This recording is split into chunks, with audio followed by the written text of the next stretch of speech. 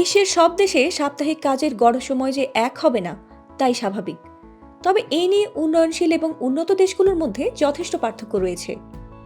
সাধারণত দেখা যায় এশিয়ার দেশগুলোতে বেশিক্ষণ সময় অফিসে কাটাতে হয়। সেই তুলনায় বেশিরভাগ ইউরোপ দেশের কর্মীদের কাজের গড় সময় অনেক কম।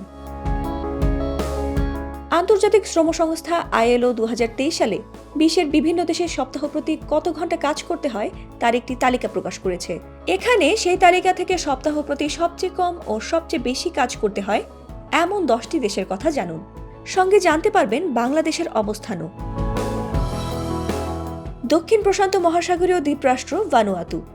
এখানে প্রতি সপ্তাহে একজন চাকরিজীবীকে গড়ে 24 ঘন্টা 7 মিনিট কাজ করতে হয়। কিরিবাতি হল মধ্য প্রশান্ত সাগরীয় একটি দ্বীপরাষ্ট্র। এখানে সাপ্তাহিক কর্মঘণ্টা মাত্র 27 ঘন্টা 3 মিনিট। দক্ষিণ পূর্ব আফ্রিকার উপকূল রাষ্ট্র মোজাম্বিক। ভারত মহাসাগরের পাড়ের এই দেশে গড়ে একজন চাকরিজীবীকে প্রতি সপ্তাহে 28 ঘন্টা 6 মিনিট কাজ করতে হয়। আর মধ্য আফ্রিকার রুয়ান্ডায় প্রতি সপ্তাহে 28 ঘন্টা 8 মিনিট কাজ করতে হয়। অথচ পশ্চিম আফ্রিকার ছোট্ট রাষ্ট্র গাম্বিয়ার চাকরিজীবীরা প্রতি সপ্তাহে কাজ করেন গড়ে 50 ঘন্টা 8 মিনিট। এছাড়াও দক্ষিণ আফ্রিকার লেসোথোয় চাকরিজীবীরা সপ্তাহ প্রতি কাজ করেন 49 ঘন্টা 8 মিনিট। মধ্য আফ্রিকার দেশ কঙ্গো। এখানে চাকরিজীবীদের প্রতি সপ্তাহে কাজ করতে হয় 48 ঘন্টা 6 মিনিট করে। এদিকে ইউরোপের সুন্দর দেশ অস্ট্রিয়ায় একজন চাকরিজীবী প্রতি সপ্তাহে 29 ঘন্টা 5 মিনিট কাজ করেন।